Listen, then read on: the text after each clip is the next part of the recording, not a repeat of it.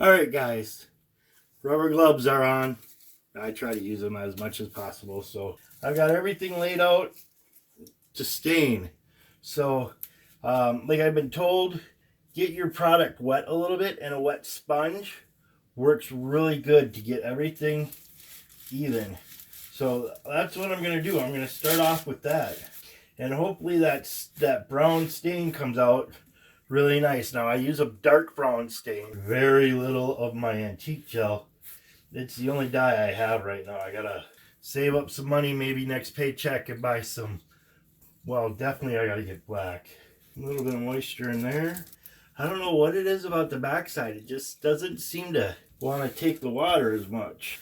Get a little bit more moisture into here. That way it kind of evens out that corner where I dropped a little bit of water. Let's see, let's give this a shot, see how it goes.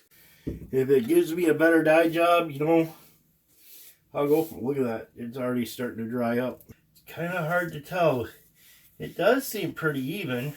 That really darkens up though quick. Gave it almost a reddish look though. I like the look. It looks kind of cool. So let's go with everything else then.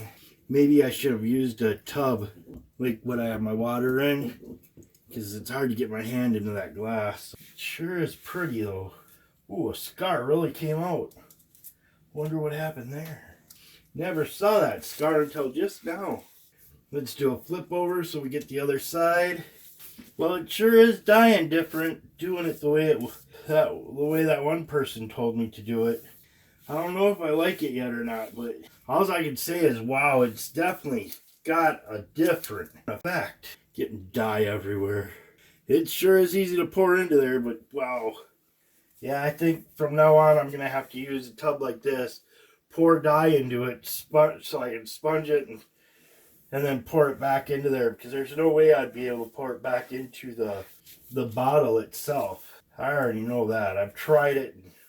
That's a bigger mess than what I got now. So I guess I can say, yeah, it is making it an more even coat. So let's get one more coat on there. I actually think I'm good after this. So I think watering everything down, like that one person was saying online, I think that really changed up the way things look. We'll see what happens when it dries out here. But for the most part, I'm liking how that looked. It is more of an even coat. There's a lot of things going on with the leather. And I always try to use every part of the leather I possibly can. That bucket of scraps you see, I'll use that as stir sticks, whatever, ties, whatever. But I reuse it as much as possible. So I try to use as much leather as possible. I think the scars and stuff add character. I like it. So I'm going to stick with what I got right now. I think this is done. It's a good call for here. I'm going to button everything up and then go to clean up. I'm going to let this dry. I don't know, you think I can get another use out of these gloves? I guess we'll find out. This part's done. We'll go to the lacing. I'm going to talk a little bit about how this dye job went, since it's the first time. Usually I have a dry sponge, dry leather, and I dye it. Dyed a lot different than what normally happens when I do a dye job like this. I mean, I like it so far, but we'll see. Things change when it dries. So here's the way I don't know if you can see it good. There's my tooling. Oh, there you go. I still got some natural light coming in, so I've been using that. But there's my tooling for the unicorn, and that's how that turned out. So we'll catch y'all later. Have a good one, guys. Really appreciate you watching these videos. See ya.